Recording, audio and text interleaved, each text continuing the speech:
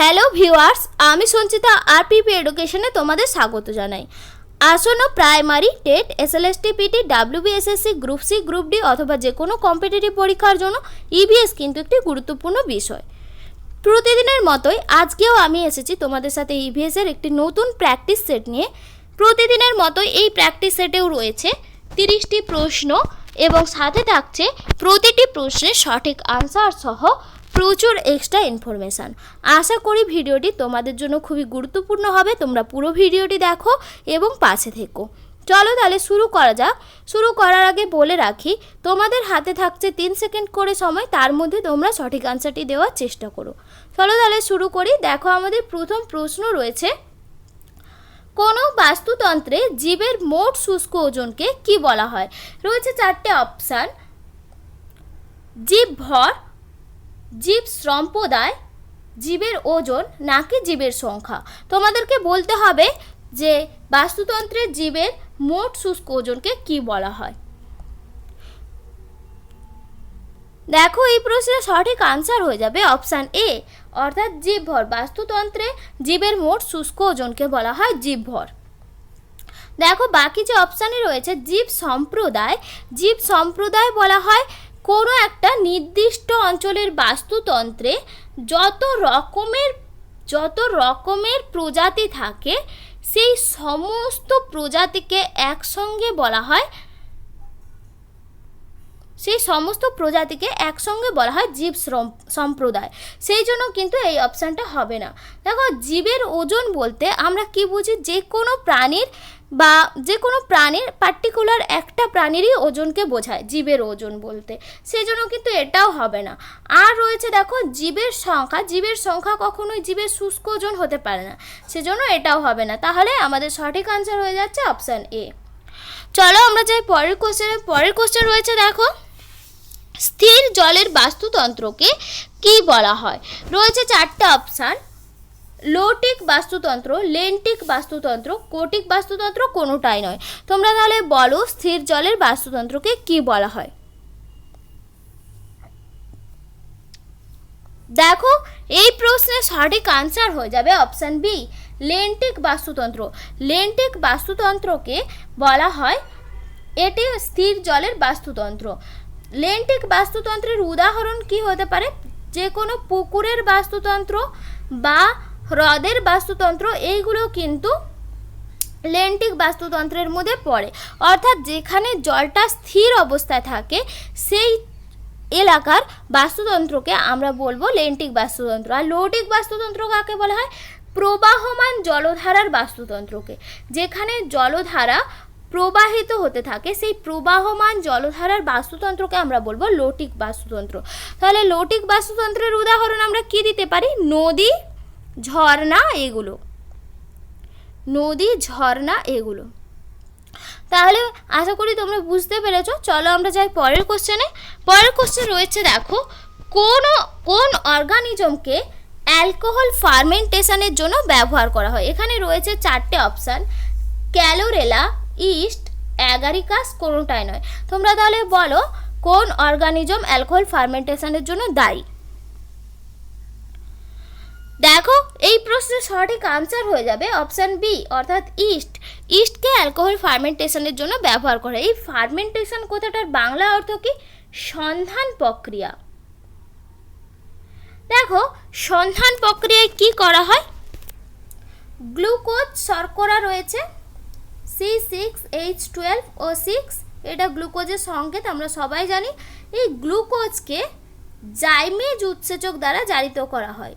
Zymase উৎসেচক দ্বারা জারিত করলে কি উৎপন্ন হয়? ইথাইল অ্যালকোহল উৎপন্ন হয়, যার সংকেত হয় C2H5OH, এবং এর সঙ্গে উৎপন্ন হয় কার্বন ডাইঅক্সাইড আর 50 কিলোক্যালোরি শক্তি। তাহলে এখানে সমীকরণটা বোঝা গেল, গ্লুকোজকে জাইমেজ উৎসেচক দ্বারা যদি আমরা জারিত করি তখন উৎপন্ন হয় অ্যালকোহল আর তার সঙ্গে উৎপন্ন হয় কার্বন ডাইঅক্সাইড আর শক্তি। দেখো, এই যে জাইমেজ উৎসেচক, এই জাইমেজ উৎসেচকটাই আমরা ইস্ট থেকে পাই। এই কারণে ইস্টকে অ্যালকোহল ফার্মেন্টেশনের জন্য ব্যবহার করা হয়। আশা করি তোমরা বুঝতে পেরেছো। চলো আমরা যাই পরের কোশ্চেনে। পরের কোশ্চেন রয়েছে দেখো, শরীরের সংস্পর্শে স্পিরিট শীতল অনুভূতি দেয়, এর কারণ কি? রয়েছে 4টে অপশান। এটি তরল, স্বচ্ছ, অত্যন্ত উদ্বায়ী, কোনোটাই নয়। তোমরা তাহলে বলে ফেলো স্পিরিট কেন আমাদের শরীরের সংস্পর্শে এলে শীতল অনুভূতি দেয়। দেখো এই প্রশ্নের সঠিক আনসার হয়ে যাবে অপশান সি, এটি অত্যন্ত উদ্বায়ী। উদ্বায়ী মানে কি?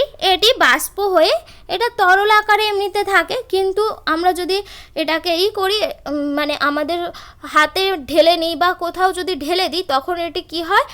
বাষ্প হয়ে উড়ে চলে যায়।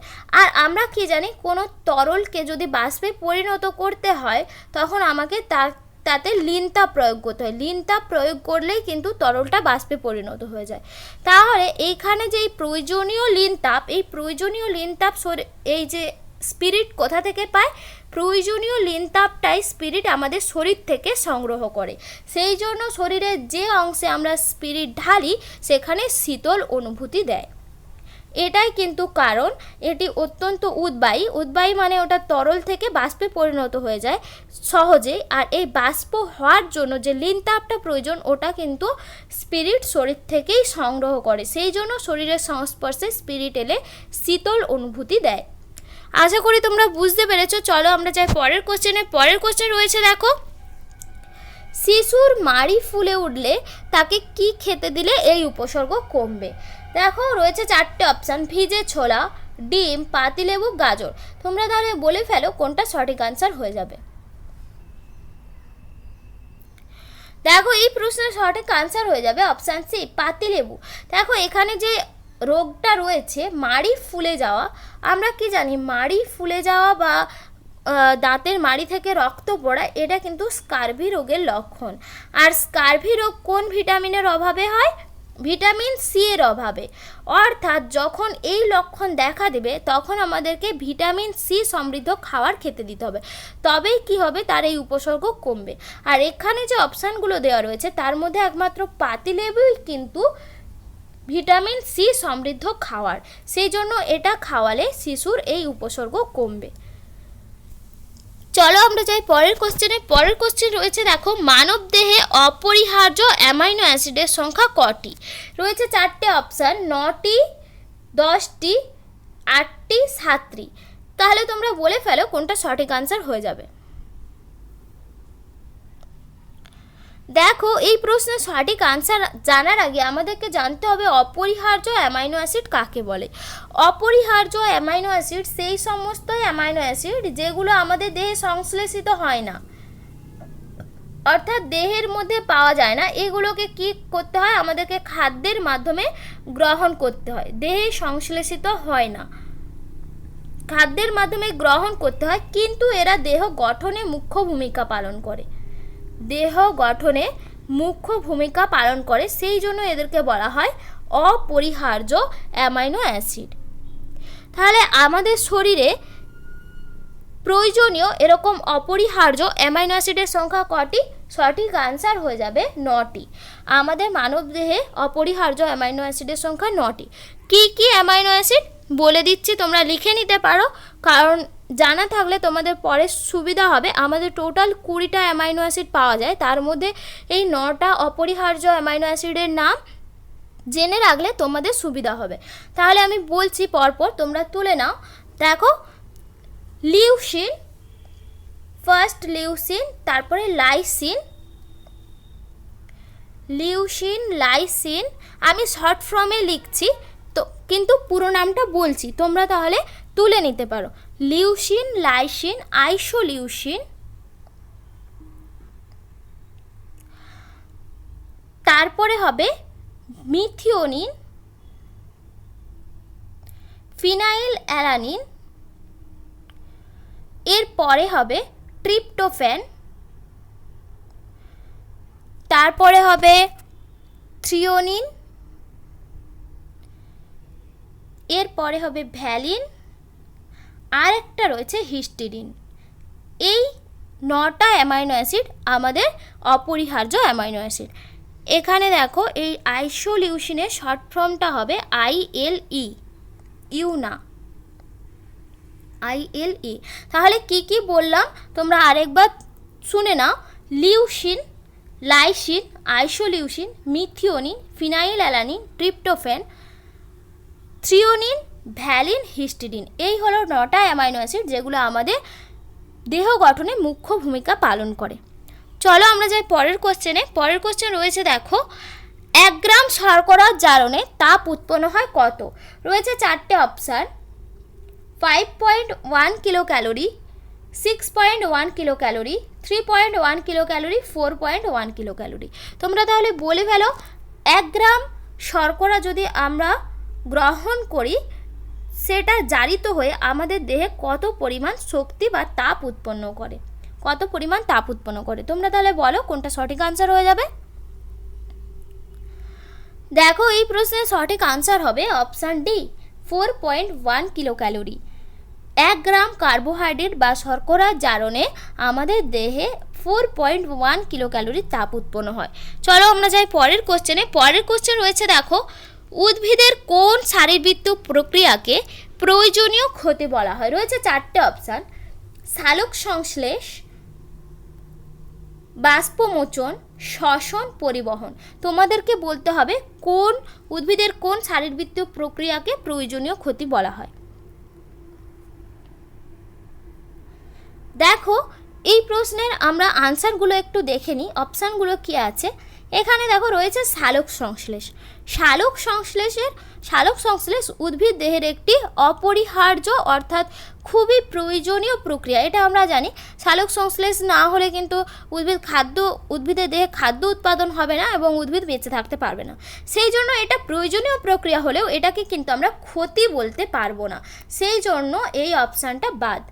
বাকি রয়েছে দেখো শ্বসন মানে কোনো প্রাণী হোক উদ্ভিদ হোক তারা শ্বাসকার্য চালানোর যে প্রক্রিয়া সেটাকেই তো শ্বসন বলা হয়, সেই জন্য এটাও কিন্তু প্রয়োজনীয় প্রক্রিয়া, এটা ক্ষতি নয়, সেই জন্য এই অপশানটাও হবে না। আর রয়েছে দেখো পরিবহন কি হয়, উদ্ভিদ যে মূলের মাধ্যমে জল খনিজ লবণ শোষণ করে সেটা উদ্ভিদ দেহে পরিবহন প্রক্রিয়ার মাধ্যমেই কিন্তু পাতায় পৌঁছায়, আবার পাতা থেকে যে খাদ্য সেটাও কিন্তু পরিবহন প্রক্রিয়ায় সারা দেহে ছড়িয়ে পড়ে। তাহলে এই পরিবহন প্রক্রিয়াটাও প্রয়োজনীয় বলা যায় কিন্তু এটাকে ক্ষতি বলা যায় না, সেই জন্য প্রয়োজনীয় ক্ষতি এই 3টের কোনোটাও হবে না। তাহলে বাকি যে অপশানটা রয়েছে দেখো এই অপশানটাই হয়ে যাবে সঠিক আনসার, বাষ্পমোচন প্রক্রিয়া। বাষ্পমোচন প্রক্রিয়াটা উদ্ভিদ দেহে যেমন প্রয়োজনীয় তেমন এটা কিন্তু বাষ্পমোচন অতিরিক্ত হলে এটা কিন্তু উদ্ভিদ দেহের ক্ষতিও করে, সেই জন্য এটাকে বলা হয় প্রয়োজনীয় ক্ষতি। বাষ্পমোচন কিভাবে ক্ষতি করতে পারে? দেখো এই যে বাষ্পমোচনকে প্রয়োজনীয় ক্ষতি এটা বলেছিলেন বিজ্ঞানী কার্টিস। কত খ্রিস্টাব্দে বলেছিল? 1926 খ্রিস্টাব্দে প্রয়োজনীয় ক্ষতি বলে বাষ্পমোচনকে আখ্যা করেছিল বিজ্ঞানী কার্টিস 1926 খ্রিস্টাব্দে। দেখো বাষ্পমোচন প্রক্রিয়া কি হয়, বাষ্পমোচন প্রক্রিয়ার ফলে উদ্ভিদ যখন অতিরিক্ত জল শোষণ করে নেয় সেই জলকে বাষ্পমোচন প্রক্রিয়ার মাধ্যমে উদ্ভিদ আবার পরিবেশে ফিরিয়ে দেয়। কিন্তু যখন এই বাষ্পমোচন না ঘটলে কি হবে, উদ্ভিদ দেহের অতিরিক্ত জল বেরোবে না, তার ফলে কি হবে, রসস্ফীতির চাপ ঘটবে না। অর্থাৎ রসস্ফীতির চাপ যদি না ঘটে তখন মূল মাটি থেকে জল শোষণ করতে পারবে না। এই রসস্ফীতির চাপ, মৌলিক পদার্থের চলাচল, খাদ্যবস্তুর চলাচল, এইসবের জন্য কিন্তু বাষ্পমোচন প্রক্রিয়াটা গুরুত্বপূর্ণ। কারণ বাষ্পমোচন হয় বলেই রসস্ফীতির চাপ ঘটে, মৌলিক পদার্থের চলাচল ঘটে। কিন্তু বাষ্পমোচন প্রক্রিয়া যদি অত্যধিক বাষ্পমোচনের ফলে কি হয়, যখন কোনো অঞ্চলে যদি জল কম থাকে সেখানে অতিরিক্ত বাষ্পমোচনের ফলে যদি উদ্ভিদের দেহ থেকে জল বেরিয়ে যায় তখন কি হবে, উদ্ভিদ যদি না প্রয়োজনীয় জল পায় তখন নেতিয়ে যাবে, গাছটা শুকিয়ে পড়বে। সেই জন্য এই প্রক্রিয়াটাকে বলা হয় প্রয়োজনীয় কিন্তু ক্ষতি। আশা করি তোমরা বুঝতে পেরেছো। চলো আমরা যাই পরের কোশ্চেনে। পরের কোশ্চেন রয়েছে দেখো, অগ্নাশয় গ্রন্থির প্রধান নালী কোনটি? রয়েছে 4টে অপশান, সিস্টিক নালী, বেলিনের নালী, উইংসার নালী, কোনোটাই নয়। তোমাদেরকে বলতে হবে অগ্নাশয় গ্রন্থির প্রধান নালী কোনটি। তোমরা তাহলে বলে ফেলো কোনটা সঠিক আনসার হয়ে যাবে। দেখো এই প্রশ্নের সঠিক আনসার হয়ে যাবে অপশান সি, উইংসার নালী। উইংসার নালী হলো অগ্নাশয় গ্রন্থির প্রধান নালী। এই নালীটা কি হয়, আগে বলে দিই অগ্নাশয় কোথায় অবস্থিত। অগ্নাশয় অবস্থিত ডিওডিনামের দুপাশে। ডিওডিনামের দুপাশে পাতার মতন দেখতে হয় এই গ্রন্থি। ডিওডিনামের দুপাশে পাতার মতন দেখতে হয় অগ্নাশয় গ্রন্থি। আর অগ্নাশয় গ্রন্থির প্রধান নালী উইংসার নালী। এই নালীটা কি হয়, পিত্তনালীর সঙ্গে যুক্ত হয়ে কোথায় উন্মুক্ত হয়, অ্যাম্পুলা অফ ভাটারে। অ্যাম্পুলা অফ ভাটার। অ্যাম্পুলা অফ ভাটার।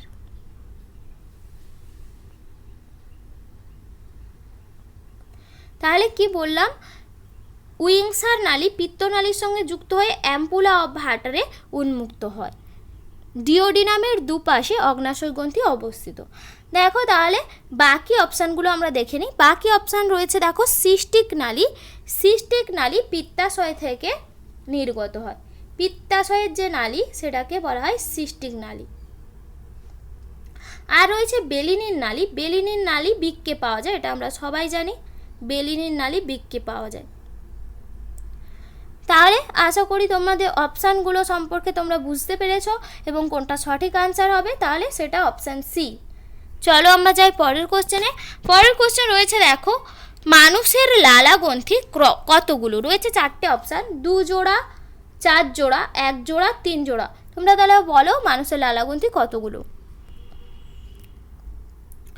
দেখো এই প্রশ্নের সঠিক আনসার হয়ে যাবে অপশান ডি, মানুষের লালা গ্রন্থি 3 জোড়া। কি কি লালা গ্রন্থি মানুষের? 3 জোড়া লালা গ্রন্থির নাম দেখো, প্যারোটিড গ্রন্থি, প্যারোটিড, সাবলিঙ্গুয়াল,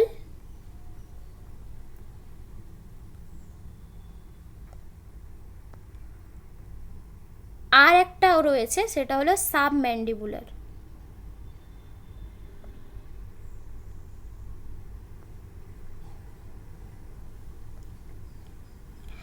এই 3 জোড়া প্যারোটিড গ্রন্থি মানুষের, এই 3 জোড়া লালা গ্রন্থি মানুষের দেখতে পাওয়া যায়।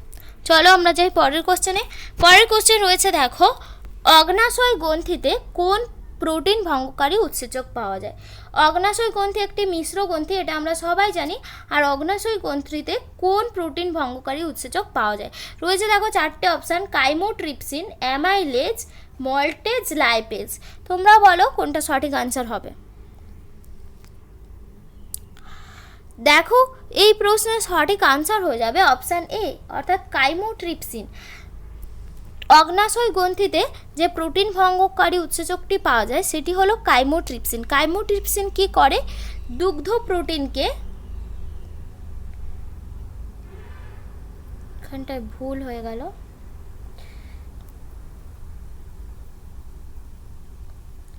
দুগ্ধ প্রোটিনকে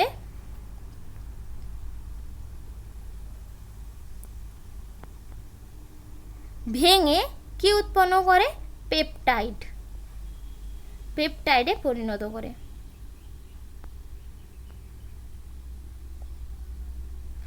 তাহলে কি বললাম, কাইমোট্রিপসিন দুগ্ধ প্রোটিনকে ভেঙে পেপটাইডে পরিণত করে, আর এইটি পাওয়া যায় অগ্নাশয় গ্রন্থিতে। দেখো বাকি যে অপশানগুলো রয়েছে, অ্যামাইলেজ আর মল্টেজ, এই দুটো শর্করা ভঙ্গকারী বা কার্বোহাইড্রেট ভঙ্গকারী উৎসেচক। আর রয়েছে লাইপেজ, লাইপেজ যে কোনো ফ্যাট ভঙ্গকারী বা লিপিড ভঙ্গকারী উৎসেচক। চলো আমরা যাই পরের কোশ্চেনে। পরের কোশ্চেন রয়েছে দেখো, চীনের দুঃখ বলা হয় কোন নদীকে? রয়েছে 4টে অপশান, ইয়াংসিকিয়াং, মেকং, আমুর, হুয়াংহো। তোমরা বলো চীনের দুঃখ কোন নদীকে বলা হয়? দেখো এই প্রশ্নের সঠিক আনসার হয়ে যাবে অপশান ডি, হুয়াংহো। হুয়াংহো নদীকে বলা হয় চীনের দুঃখ। দেখো আর যে অপশান এ রয়েছে, অপশান এ রয়েছে ইয়াংসিকিয়াং। ইয়াংসিকিয়াং এশিয়ার দীর্ঘতম নদী। এশিয়ার দীর্ঘতম নদী হলো ইয়াংসিকিয়াং।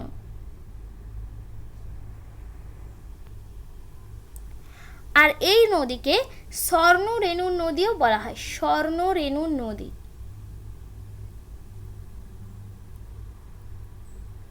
স্বর্ণরেণু নদী বলা হয় ইয়াংসিকিয়াং নদীকে, আর এটি এশিয়ার দীর্ঘতম নদী। আর আমাদের সঠিক আনসার হয়ে যাচ্ছে ওয়াংহো। ওয়াংহোকে চীনের দুঃখ বলা হয়। চলো আমরা যাই পরের কোশ্চেনে। পরের কোশ্চেন রয়েছে দেখো, গাড়ির চাকার গতি হলো কিরূপ?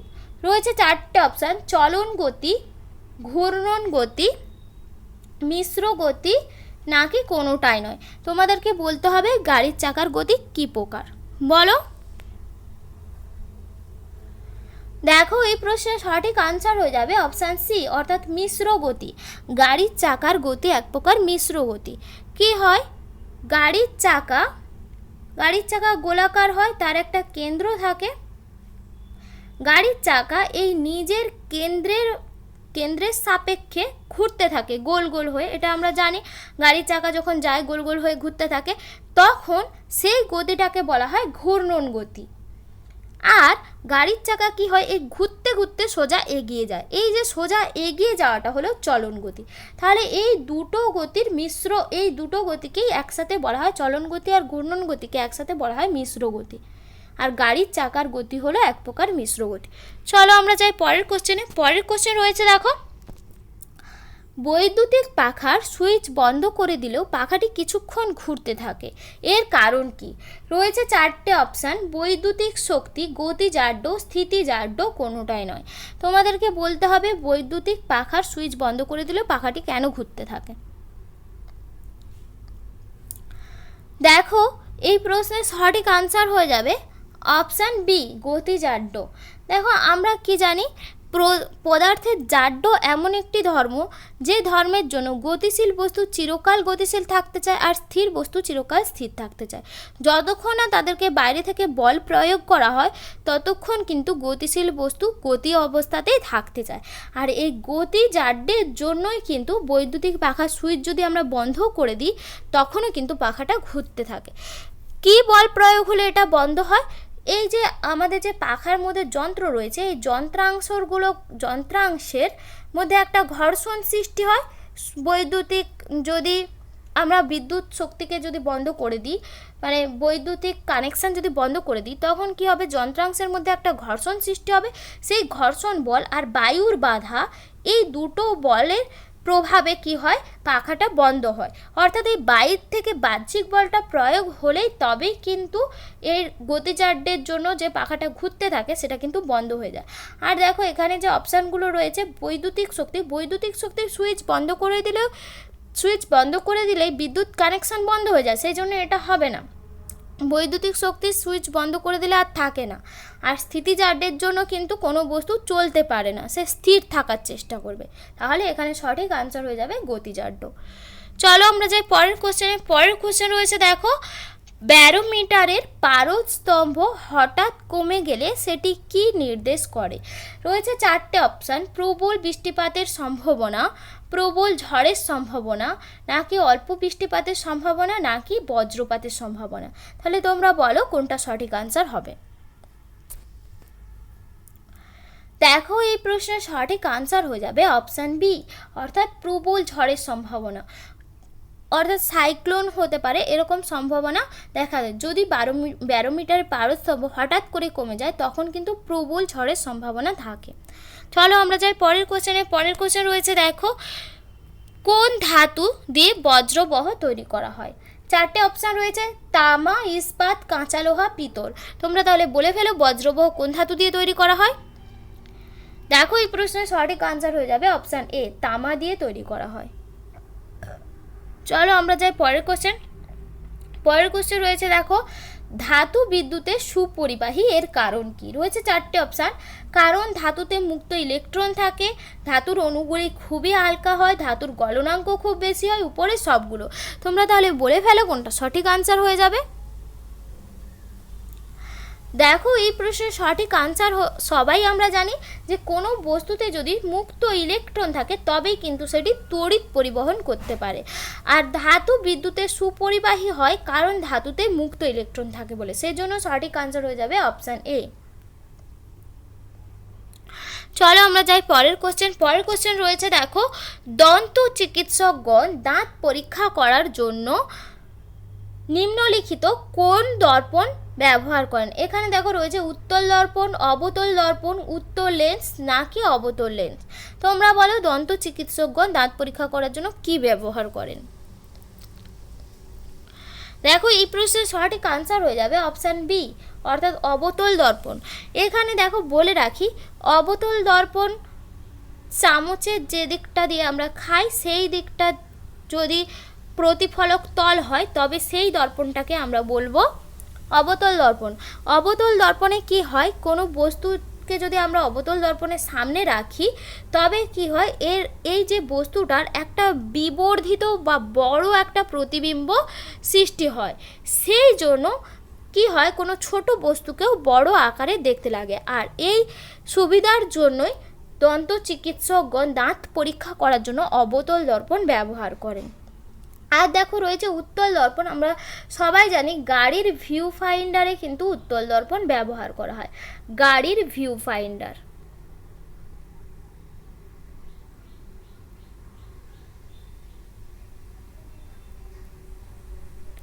গাড়ির ভিউ ফাইন্ডারে অবতল দর্পণ ব্যবহার করা হয়। চলো আমরা যাই পরের কোশ্চেন।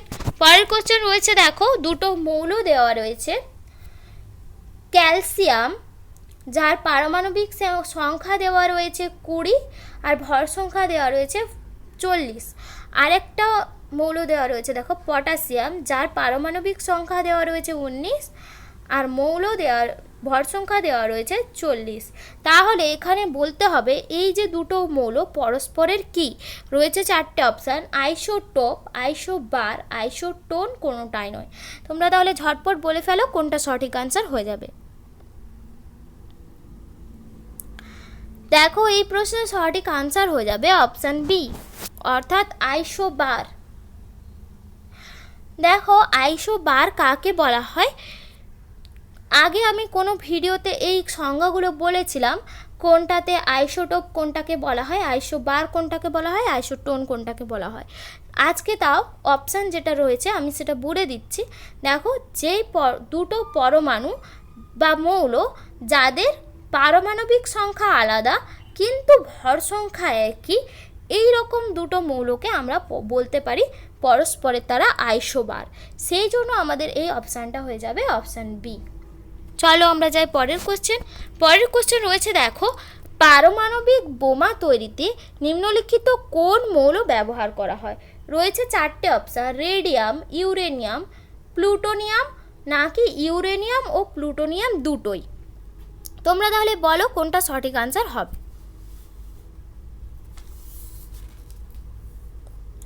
দেখো এই প্রশ্নের সঠিক আনসার হয়ে যাবে অপশান ডি, ইউরেনিয়াম ও প্লুটোনিয়াম এই দুটোকেই কিন্তু পারমাণবিক বোমা তৈরি করার জন্য ব্যবহার করা হয়।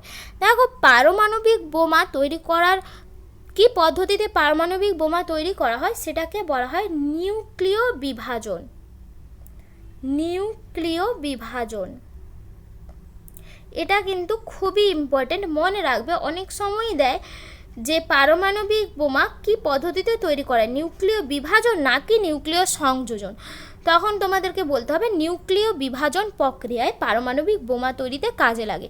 তখন নিউক্লিয় বিভাজন প্রক্রিয়াটা কি, একটা বড় ভারী নিউক্লিয়াস, সেই নিউক্লিয়াসকে ভেঙে যখন দুটো সমান সমান আকৃতির নিউক্লিয়াস তৈরি করা হয়, উৎপন্ন করা হয় এবং প্রচুর তাপশক্তি উৎপন্ন করা হয়, সেটাকেই বলা হয় নিউক্লিয় বিভাজন।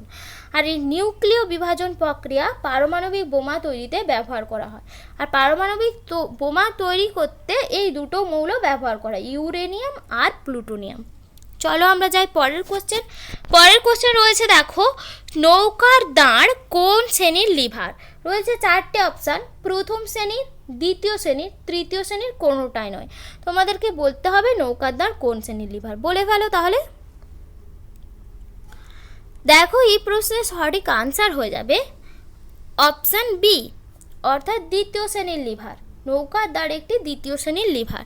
দেখো দ্বিতীয় শ্রেণীর লিভার কাকে বলা হয়, যেই লিভারের এক প্রান্তে আলম্ব বিন্দু থাকে, এক প্রান্তে আলম্ব বিন্দু থাকে আর অপর প্রান্তে বল বিন্দু থাকে বা বল বাহু থাকে, আর এই দুটো বিন্দুর মাঝখানে যে কোনো পজিশনে থাকে রোধ বাহু। তাহলে এই রকম লিভারকে আমরা বলতে পারি দ্বিতীয় শ্রেণীর লিভার। আর এই যে বল আর রোধ পরস্পরের বিপরীতমুখী ক্রিয়া করে। এখানে দেখো আরেকটা বলে রাখি, অনেক সময় দেয় যে দ্বিতীয় শ্রেণীর লিভার হোক বা প্রথম শ্রেণীর বা তৃতীয় শ্রেণীর লিভার হোক, এদের যান্ত্রিক সুবিধা জানতে চায়। এখানে আমি বলে দিচ্ছি, দ্বিতীয় শ্রেণীর লিভারে যান্ত্রিক সুবিধা কত হয়? যান্ত্রিক সুবিধা হয় 1-এর বেশি।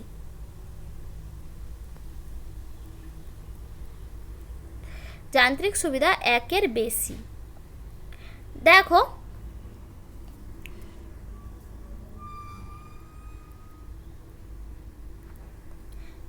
এখানে দ্বিতীয় শ্রেণীর লিভারের যান্ত্রিক সুবিধা হয় 1-এর বেশি।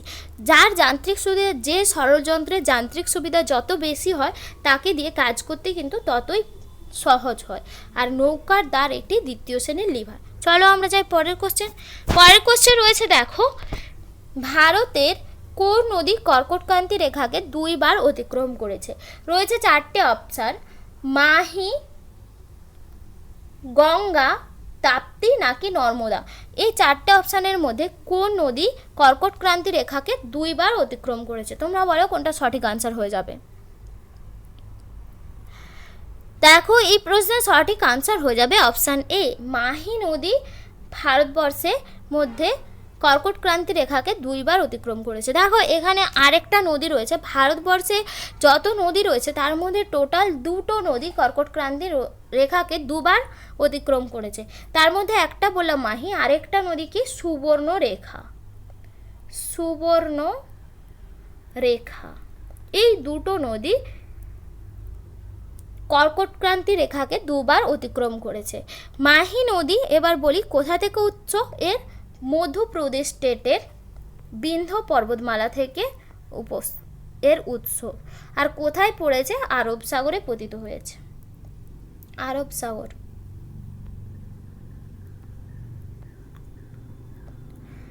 চলো আমরা যাই পরের কোশ্চেন। পরের কোশ্চেন রয়েছে দেখো, হ্যালি ন্যাশনাল পার্ক বলা হয় কোন ন্যাশনাল পার্কে?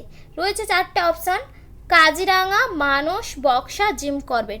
তোমরা বলো কোনটাকে হ্যালি ন্যাশনাল পার্ক বলা হয়। দেখো এই প্রশ্নের সঠিক আনসার হয়ে যাবে option D, Jim Corbett. Jim Corbett এই ন্যাশনাল পার্কের আগের নাম ছিল, পূর্ব নাম ছিল হ্যালি ন্যাশনাল পার্ক। এটা জেনে রাখবে, অনেক সময়ই পূর্ব নাম দেয়। আর জিম করবেট ন্যাশনাল পার্কের তাহলে পূর্ব নাম হয়ে যাচ্ছে Hailey national park.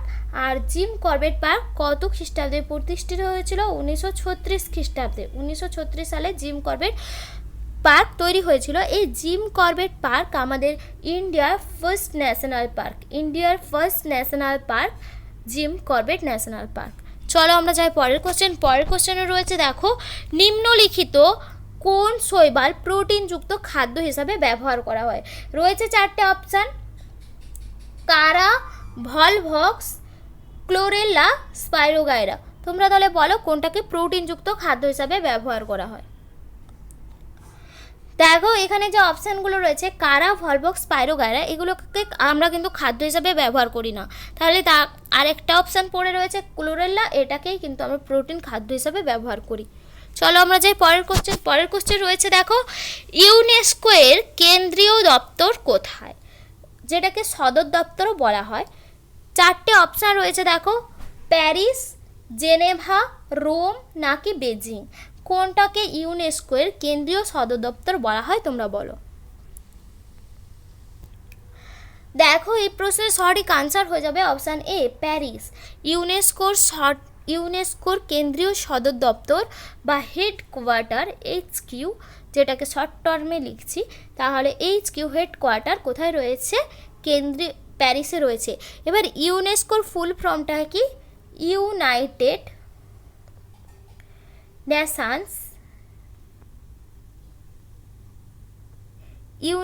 Nations scientific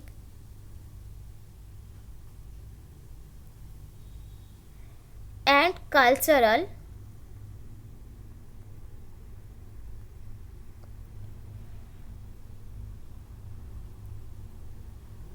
United Nation এখানটা একটু ভুল হয়ে গেছে, দেখো ইউনাইটেড নেশন এডুকেশনাল, এখানটা এডুকেশনাল হবে, ই ফর এডুকেশনাল, এডুকেশনাল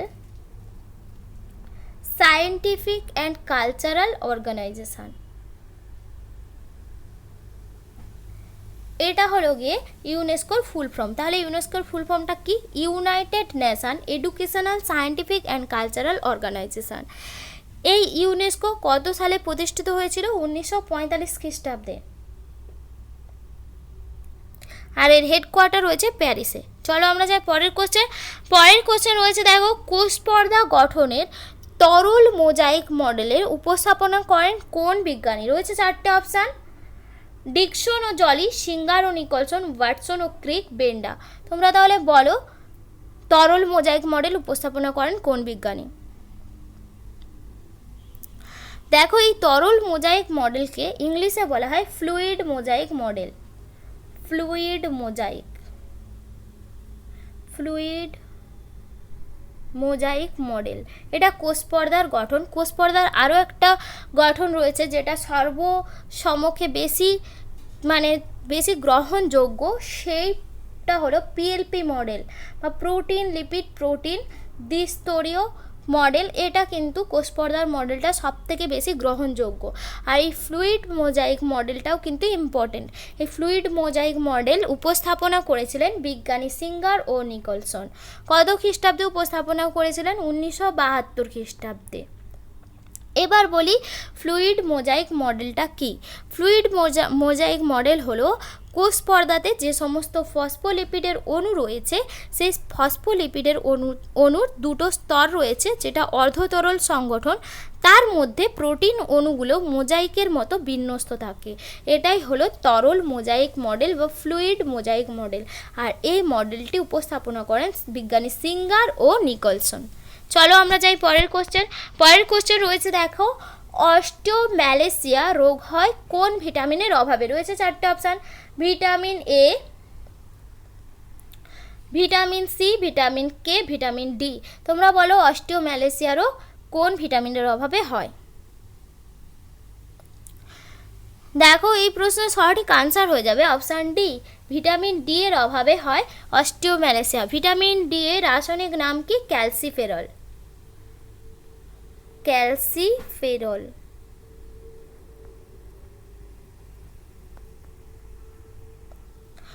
আর এর অভাবে বড়দের অস্টিওম্যালেসিয়া রোগ হয়, আর ছোটদের কি হয়? রিকেট। ছোটদের রিকেট আর বড়দের অস্টিওম্যালেসিয়া। চলো আমরা যাই পরের কোশ্চেন। পরের কোশ্চেন রয়েছে দেখো, দেহতলের সাহায্যে শ্বাসকার্য চালায় নিম্নলিখিত কোন প্রাণী? রয়েছে 4টে অপশান, পক্ষী, সরীসৃপ, অ্যামিবা নাকি চিংড়ি।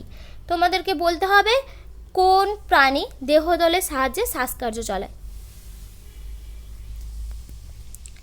দেখো এই প্রশ্নের সঠিক আনসার হয়ে যাবে অপশান সি, অ্যামিবা। অ্যামিবা দেহতলের সাহায্যে শ্বাসকার্য চালায়।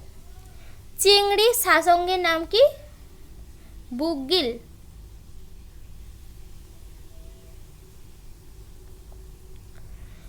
আর যে রয়েছে পক্ষী, সরীসৃপ, এরা ফুসফুসের সাহায্যে শ্বাসকার্য চালায়। চলো আমরা যাই পরের কোশ্চেন। পরের কোশ্চেন রয়েছে দেখো, মাইকোরাইজা হলো, মাইকোরাইজা কি এক প্রকার? ব্যাকটেরিয়া, ছত্রাক, ভাইরাস নাকি আদ্য প্রাণী? তোমরা বলো কোনটা সঠিক আনসার হয়ে যাবে। দেখো এই প্রশ্নের সঠিক আনসার হয়ে যাবে অপশান বি, ছত্রাক। মাইকোরাইজা এক প্রকারের ছত্রাক। দেখো এই মাইকোরাইজা কোথায় পাওয়া যায়? পাইন গাছের মূলে, পাইন গাছের মূলে।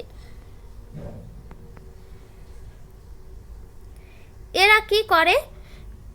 গাছকে অধিক মাত্রায় পুষ্টি আহরণ করতে সাহায্য করে।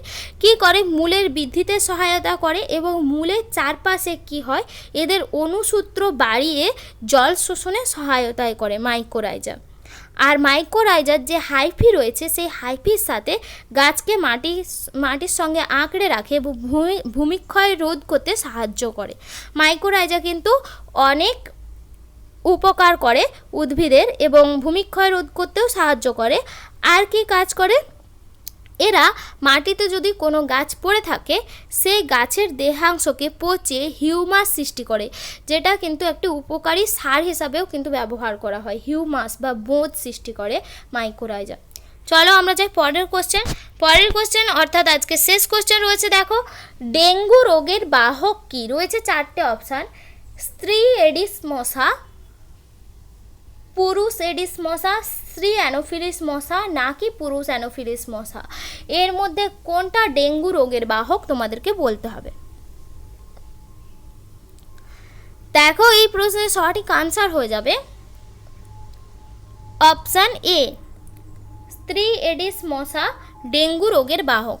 আমরা কি জানি, স্ত্রী মশারাই শুধুমাত্র কিন্তু রক্ত পান করে, পুরুষ মশারা কিন্তু রক্ত পান করতে পারে না। স্ত্রী মশাদের যে প্রোবোসিস থাকে খুব তীক্ষ্ণ হয়, যার মাধ্যমে এরা মানুষের শরীর থেকে রক্ত গ্রহণ করতে পারে। কি হয়, আর পুরুষ মশারা ফলের রস বা গাছের পাতার রস এসব খেয়ে কিন্তু বেঁচে থাকে। এবার বলি, স্ত্রী মশারা কি হয়, যখন ওদের দেহে ডেঙ্গু রোগের জীবাণু থাকে বলতে ওরা ডেঙ্গু রোগের জীবাণুকে বহন করে। ওদের মধ্যে ডেঙ্গু রোগের একটা জীবন চক্র ওদের দেহে পূর্ণ হয়। এইবার যখন ওদের মধ্যে ওই বাহকটা থাকে, তখন ওরা যদি কোনো সুস্থ মানুষকে কামড়াতে আসে বা রক্ত খেতে আসে, তখন ওই জীবাণু মানুষের মধ্যে চলে যায়। এইভাবে কিন্তু ডেঙ্গু রোগ ছড়ায়। আর ডেঙ্গু রোগ স্ত্রী এডিস মশার মাধ্যমেই বাহিত হয়। আর স্ত্রী অ্যানোফিলিস মশার মাধ্যমে কী রোগ বাহিত হয়? ম্যালেরিয়া। ডেঙ্গু রোগের লক্ষণ কয়েকটা জেনে রাখো। ডেঙ্গু রোগে জ্বর হয় প্রচণ্ড, 104 থেকে 5 ডিগ্রি ফারেনহাইট জ্বর হয়, আর গাঁটে গাঁটে ব্যথা হয়, গোটা গায়ে র্যাশ বেরিয়ে যায়, এছাড়াও লসিকাতন্ত স্ফীত হয়ে যায়। এগুলো হচ্ছে গিয়ে ডেঙ্গু রোগের লক্ষণ। তাহলে আমাদের সঠিক আনসার অপশান এ। আশা করি তোমরা বুঝতে পেরেছো। আজকে তাহলে এতটা পর্যন্ত, আবার দেখা হবে পরবর্তী কোনো ভিডিওতে। ততক্ষণ তোমরা সবাই ভালো থেকো। আর ভিডিওটি যদি তোমাদের ভালো লেগে থাকে তবে লাইক কমেন্ট করো এবং বন্ধুদের সাথে শেয়ার করে দিও। আর এই প্রশ্নের পিডিএফটি যদি তোমরা পেতে চাও তবে জয়েন করো আমাদের টেলিগ্রাম চ্যানেল অলটেট পিটিতে, লিঙ্ক আমাদের ডেসক্রিপশান বক্সে দেওয়া রয়েছে। আর চ্যানেলে যদি তোমরা নতুন হয়ে থাকো তবে চ্যানেলটিকে সাবস্ক্রাইব করে পাশে থাকা বেল আইকনে ক্লিক করে অল নোটিফিকেশান অন করো, যাতে তোমরা সবার প্রথমে এই চ্যানেলের সমস্ত ভিডিও দেখতে পাও। এই চ্যানেলে প্রতিদিন কিন্তু এরকম প্র্যাকটিস সেট আসতেই থাকে। তাহলে টাটা, আবার দেখা হবে পরবর্তী ভিডিওতে।